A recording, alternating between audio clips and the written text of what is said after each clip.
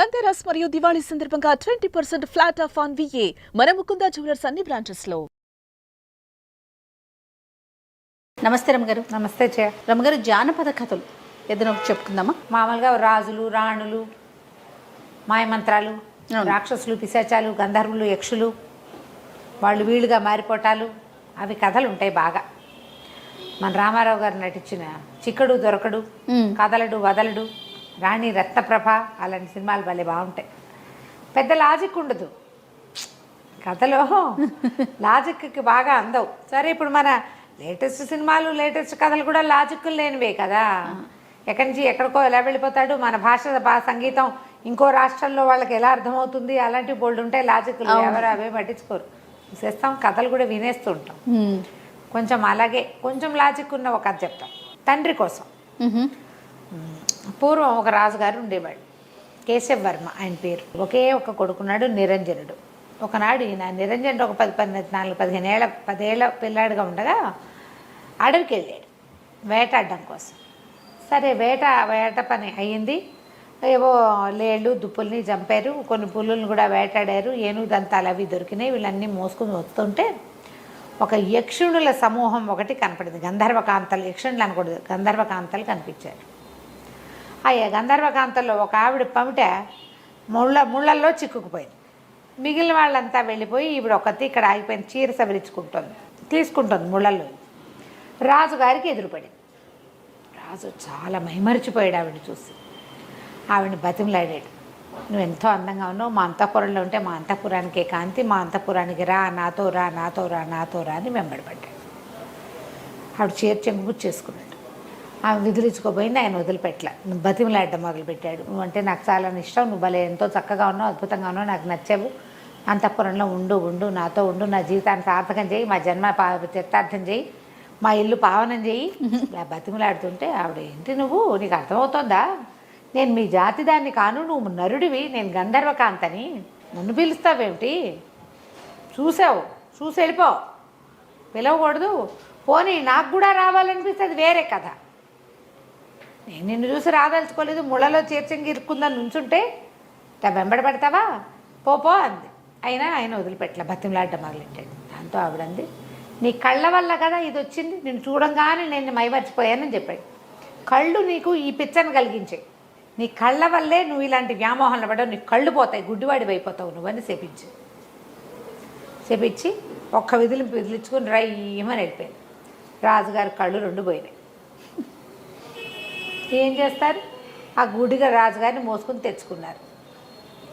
ఎన్ని వైద్యాలు చేసినా ఆ కళ్ళు రాల. అయితే ఒక మంత్రవేత్త ఒక ఆయన వచ్చి, శాపం వల్ల పోయిన కళ్ళు వరం వల్ల రావాలి, శాపానికి అవసానం ఏదైనా ఉండాలి, ఎవరు శపించారో వాళ్ళే దీన్ని సరిచేయగలరు అని చెప్పి వెళ్ళిపోయాడు. జనం అంటున్నారు, ఆమె ఎవరో గంధర్వకాంత ఎక్కడో కనపడింది, శపించింది, ఈయనకి వెళ్ళాడు, అనవసరం కావిడి పాపం, అంత అడగకుండా ఉంటే వదిలేసేది. వెంబడి ఇబ్బంది పెట్టాడని ఈ పని చేసింది అనేసరికి గంధర్వకాంతల దగ్గరికి ఎవరు వెళ్తారు.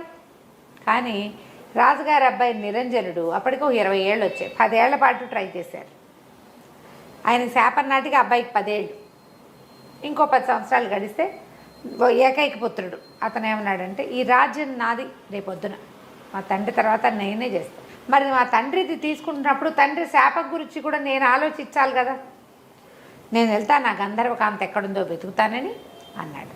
అందరూ హాహాకారాలు చేశారు, వద్దు అసలు కుదరదు, గంధర్వులతో ఆట మంచిది కాదు అంటే, కాదు నేను ప్రయత్నం చేస్తా అని బయలుదేరాడు.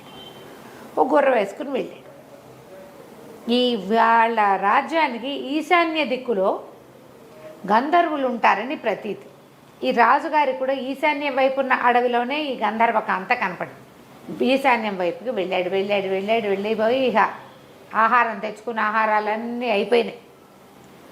పళ్ళు గిళ్ళు ఏమీ లేని ఒక పెద్ద చెట్ల తోపులోకి ప్రవేశించాడు. నీరసానికి కళ్ళు తిరిగిపోతున్నాయి అబ్బాయికి. పడుకుందామని పడుకున్నాడు. స్పృహ తప్పిపోయాడు, ఇంచుమించుగా నిద్ర కాదు అది, పడిపోయాడు. అయితే ఏమైంది, అతనికి మెలకు వచ్చేసరికల్లా అతని పక్కన ఒక బ్రహ్మాండమైన ఆకారంలో ఉన్న ఒక రాక్షసి కూర్చుంది. ద్రాక్ష పళ్ళని ఇట్లా చిరిపి తన నోట్లో పోస్తుంది. ఆ నోట్లోకి ఆ రసం వెళ్ళేసరికి షుగర్ తగలంగానే ఓపిక వచ్చి కళ్ళు తెరిపిల్లు పడ్డాయి. అక్కడి నుంచి అన్నీ పట్టుకొచ్చి తినిపించింది. వీడికి ఓపిక లేదు, అది ఎవరో భయపడేంత ఓపిక లేదు అతనికి. భయపడడానికి కూడా కొంచెం సత్తా కావాలి, అదే సత్తు లేదు. పళ్ళన్నీ తినిపించింది, దానిమ్మ గింజలు ఒలిచిపెట్టింది, మామిడి పళ్ళు తీసి పెట్టింది. పళ్ళన్నీ తిన్నాడు. ఎవరు నువ్వు అన్నాడు. నేను ఒక రాక్షసిని, నువ్వెవరు ఏమిటి అని అడిగింది. నేను నా పేరు నిరంజనుడు, ఫలానా రాజుగారి అబ్బాయిని. మా తండ్రికి శాపం తగిలింది, దాన్ని నివారింపజేయడానికి వెళ్ళాను. నీకు గంధర్వులు ఉండే వనం తెలుసా అంటే, గంధర్వులను కలుసుకోవాలంటే గంధర్వ లోకానికి వెళ్ళాలంటే నువ్వు ఆకాశంలోకి వెళ్ళాలి, నేల మీద నడిస్తే ఎలా కుదురుతుంది అంది రాక్షసు. అలా కాదు, నీకేదో శక్తులు ఉన్నట్టే ఇక్కడ ఒక్క పండు లేని ఇక్కడ ఇన్ని పళ్ళు పట్టుకొచ్చి తినిపించావు, నాకు సహాయం చెయ్యి అన్నాడు.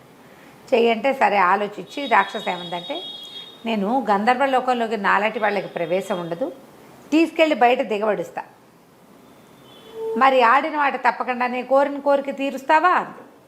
నువ్వు ఏమడిగినా తీరుస్తా, గంధర్వ లోకంలో వదిలిపెట్టున్నాను అన్నాడు. సరేనని ఈ రాక్షసు ఏం చేసింది, ఇతన్ని ఎత్తుకుని తీసుకుపోయి గంధర్వలోకపు వాకిట్లో వదిలిపెట్టింది.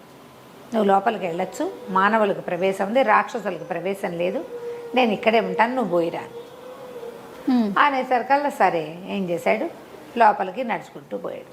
ఎంత బాగున్నాడో కుర్రాడు. ఈ కథల్లో రాకుమారులంతా భలే బాగుంటారు ఏమిటో. ఎంతో బాగున్నాడు. గంధర్వ కాంతలు ఎందరో కనపడారు. ఎవరితో వీడిని పిలిపించుకుంది అని చెప్పుకుంటున్నారు. సరే ఒకళ్ళిద్దరు సాహసించి, ఎవరబ్బాయి ఎక్కడి నుంచి వచ్చావు, ఏ ఊరు మీది, ఎవరి కోసం వచ్చావు అని అలా పలకరించారు. పలకరిస్తే ఒకళ్ళు సరస్సల్లాపలాడతారు, ఫ్లాటీగా బిహేవ్ చేస్తారనమాట. వాళ్ళు వీళ్ళు, అబ్బో భలే బాగున్నావు, ఏది ఇట్రా ఒకసారి, ఆ చెయ్యెత్తు, అది ఎత్తు, కత్తుందని నీ దగ్గర, ఇలాంటివేవో కబుర్లు చెప్పారు, మాట్లాడిస్తే సరే ఒకళ్ళిద్దరు అన్నారు, ఇటు ఎంతసేపు కవ్విస్తే ఎట్లా, పాపం మానవుడు, వీడికి ఆహారం చూద్దామని తీసుకుపోయి ఏదో తిండి పెట్టారు. తిండి పెడితే అడిగారు, ఎందుకు వచ్చావు ఏమిటంటే, మా తండ్రికి ఇట్లా కళ్ళు పోయినాయి, ఒక గంధర్వకాంత మా నాన్నని చెప్పించింది, మరి ఆయన కళ్ళు మళ్ళీ వచ్చే మార్గం కోసం వచ్చాను అని చెప్పాడు. అప్పుడు వీళ్ళంతా ఆలోచించుకున్నారు, ఎవరు మనలో ఎవరైనా మానవుణ్ణి శపించింది ఎవరు చూసి, అప్పుడు గంధర్వ రాజకుమార్తె అయిన పుష్పోత్తమ ఆవిడ పేరు, ఆవిడే చీర ముళ్ళల్లో చిక్కుకున్నది ఆవిడికి. ఆ కబురు ఈ కబురు చేసి పుష్పోత్తమని పిలిపించారు. ఆ పుష్పోత్తమ వచ్చేసరికల్లా అప్పుడు ఈ కుర్రాడు అడిగాడు, మా నాన్నని మీరు తెప్పించారు కదా, ఆ శాపం పోగొట్టే అవసానం ఏదైనా చెప్పండి, కళ్ళు లేక మా నాన్న చాలా బాధపడుతున్నాడు మరి అని అడిగేసరికల్లా ఆవిడ ఏమందంటే, నా వెంటపడ్డాడు, లేకపోతే నేను చెప్పించేదాన్ని కాదు, రా రా రా అన్నాడు, ఆ కళ్ళ వల్లే అతను ఆ వ్యామోహంలో ఇరుక్కున్నాడని నేను కళ్ళు పోవాలని చెప్పించాను, సరే ఓ పని చేస్తా, నేను ఇప్పుడు వచ్చి శాపాన్ని నివారించలేను అని తలలోంచి ఒక పువ్వు తీసిచ్చి, ఈ పువ్వు పట్టుకెళ్ళు, ఈ పువ్వు కళ్ళకి తగిలిస్తే అతనికి చూపు వస్తుంది, కాకపోతే ఒకటే నియమం, ఈ పువ్వు తీసుకెళ్ళి కంటికి తగిలించేవాడు ఆడి తప్పకూడదు, వాడు అబద్ధం ఆడాడా లేదా ఆడిన మాట తప్పాడా కనబోతుంది మళ్ళీ, ఆడి తప్పని వాడు అయ్యి ఉండాలి ఆయన, అలాంటి వాడైతేనే ఈ పువ్వు పనిచేస్తుంది. సరేనని పువ్వు చేత్తో పుచ్చుకున్నాడు. బయటకు వచ్చేసరికి రాక్షసి సిద్ధంగా ఉంది.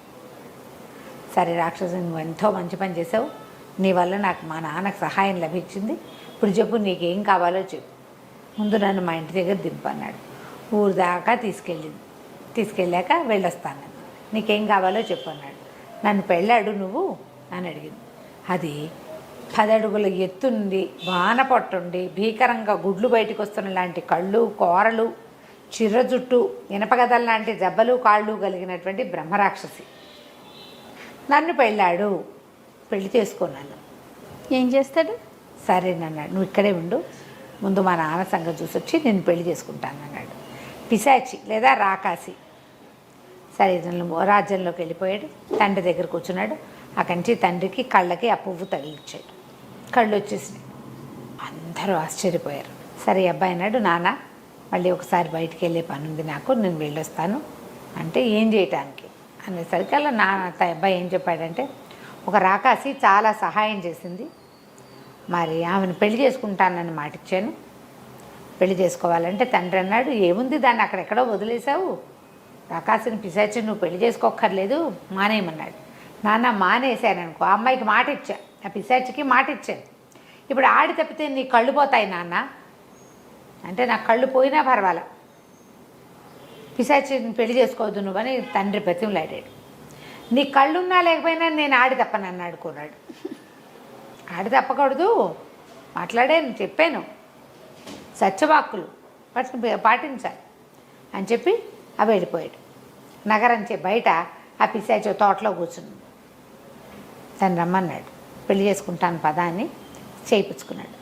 చెయ్యి పుచ్చుకునేసరికి ఆ అమ్మాయి, ఆ రాక్షసి ఒక అందమైన అమ్మాయిగా మారిపోయింది.